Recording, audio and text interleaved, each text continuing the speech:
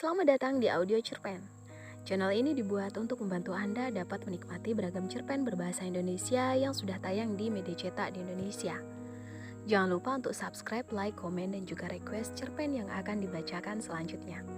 Audio Cerpen membantu Anda untuk tetap bisa menikmati cerita-cerita pendek dengan tanpa membaca. Terima kasih dan selamat mendengarkan.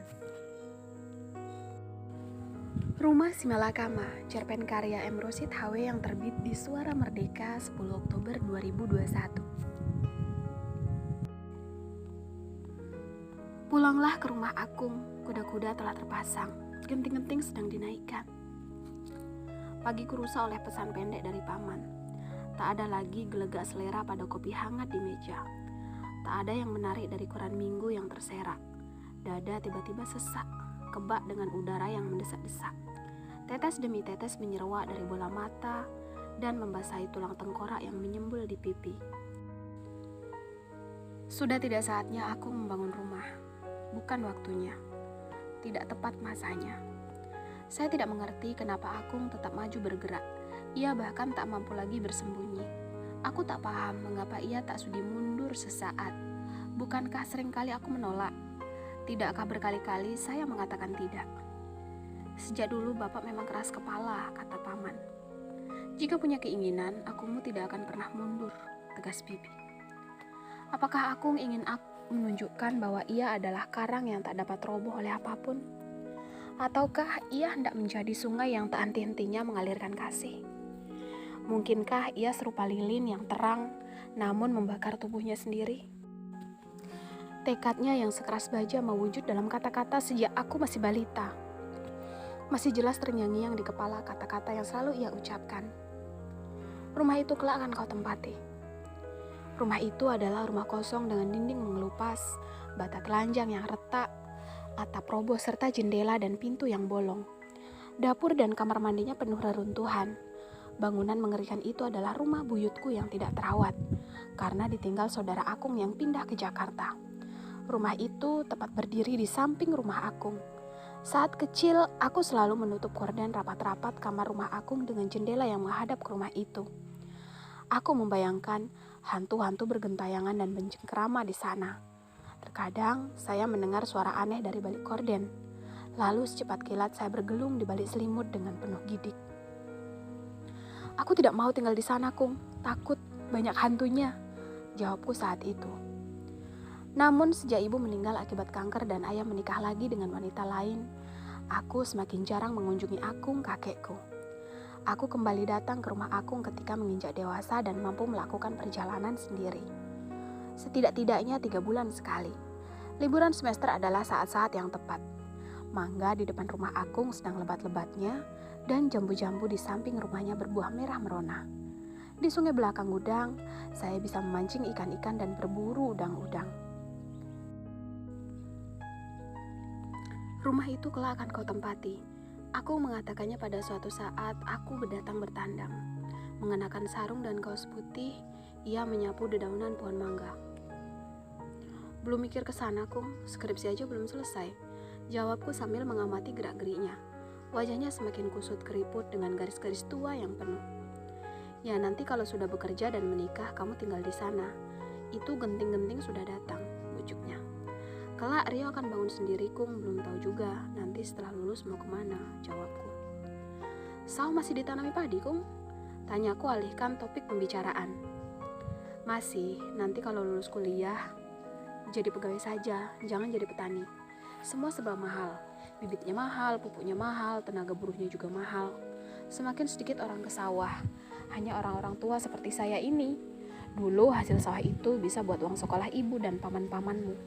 Sekarang balik modal saja amit-amit. Masalah sawah sebenarnya paman-pamanku telah berusaha membujuk Akung agar berhenti ke sawah.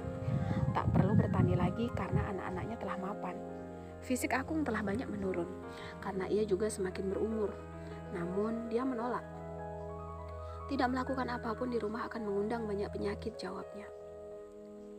Rumah itu kelak akan kau tempati. Kata-kata itu masih masuk telingaku. Saya mengunjungi Akung setelah pulang kerja dari pabrik. Gundukan kerikil tampak di halaman. Pasir-pasir menggunung di bawah pohon mangga. Sak-sak semen menumpuk di teras rumah. Saya tahu Akung menabung sangat lama dari hasil panen sawahnya yang tak seberapa demi membangun rumah ini. Setiap setelah panen, ia membeli material bangunan sedikit demi sedikit. Karena setiap kali saya datang berkunjung, pasti terdapat bahan-bahan baru seperti genting, bata, pasir, besi, dan balok kayu. Kini semuanya telah lengkap tersedia. Kini rumah hantu itu telah roboh seutuhnya, berganti dengan batu bata yang telah disusun setinggi pinggang orang dewasa. Lihat, rumahmu sudah dibangun. Kelak kau akan tinggal di sana. Akung menyambutku dari dalam rumah. Aku hanya mengulum senyum. Aku tidak tahu harus bagaimana menimpali kalimatnya. Lebih tepatnya, saya sedang mencari kata yang paling tepat untuk kusampaikan. Seberat-beratnya, apakah kalimatku akan melukai hatinya atau tidak? Banyak alasan untuk menolak rumah yang dibangun Akung. Rumah itu terlampau jauh jaraknya dengan tempatku bekerja. Saya berencana membeli rumah di perumahan yang lebih dekat dengan pabrik. Meskipun sekarang aku tinggal di kos, tidak lama lagi tabunganku pasti cukup untuk membeli rumah. Rumah yang sedang dibangun Akung pun tampak jadul dan kuno. Sementara saya seperti lazimnya anak muda sekarang, lebih memilih rumah modern minimalis. Di sisi lain, aku juga tidak ingin merawat buah simalakama yang tumbuh di hatiku.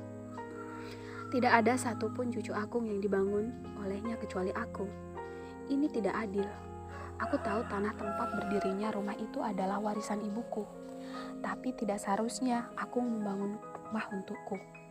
Jika rumah itu sudah berdiri, bagaimana nanti aku harus berbicara dengan paman-pamanku? Bagaimana kelak aku membalas budi baik Akung? Semakin tinggi bata-bata rumah itu disusun, bata-bata rasa bersalahku juga semakin meninggi. Aku mampu memiliki rumah sendiri tanpa membangunkan Akung, laporku pada paman demi mengusir rasa bersalahku. Ya, aku tahu, jawabnya. Aku merasa bersalah, pembangunan rumah membuat Akung lumpuh. Ini bukan kesalahanmu. Bapak, kalau sudah punya keinginan memang tidak bisa putus di tengah jalan. Dari dulu kita sudah minta Bapak untuk berhenti ke sawah. Tapi tetap ngeyel, sekarang juga malah bangun rumah. Kita sudah memintanya untuk tidak diteruskan. Sudah berkali-kali diberitahu tetapi tetap tidak bisa. Aku minta maaf. Tidak perlu minta maaf. Ini bukan kesalahanmu. Kita doakan saja Bapak cepat sembuh. Akung tak mampu lagi bergerak. Hanya tergeletak di kasur. Kaki-kakinya tak mampu lagi menapak. Menuangkan sesendok nasi ke mulutnya sendiri, ia tak sanggup. Tetapi Akung masih memiliki kehendak. Dari atas kasur ia memanggil tukang-tukang. Dari balik jendela, ia amati proses pembangunan hari demi hari. Bata semakin tinggi, kuda-kuda telah naik. Pesan pendek datang pada minggu pagi. Rumah hampir jadi. Aku semakin tenggelam dalam kebimbangan dan gudang kata-kata paman. Bapak membangun rumah memang demi kamu cucunya, tetapi juga demi dirinya sendiri. Rumah itu pengobat luka karena belum sempat membangun rumah ibumu. Bapak seperti dikejar hutang. Rumah itu penyelesaiannya menebus hilaf masa lalu. Rumah itu rumah damai bagi dirinya. Rumah itu kelak akan kau tempati, kata Akung di depan kelopak matanya, tertutup dan tak mengatup lagi. Aku hanya tertunduk. Uang muka sepetak rumah telah kubayarkan minggu lalu.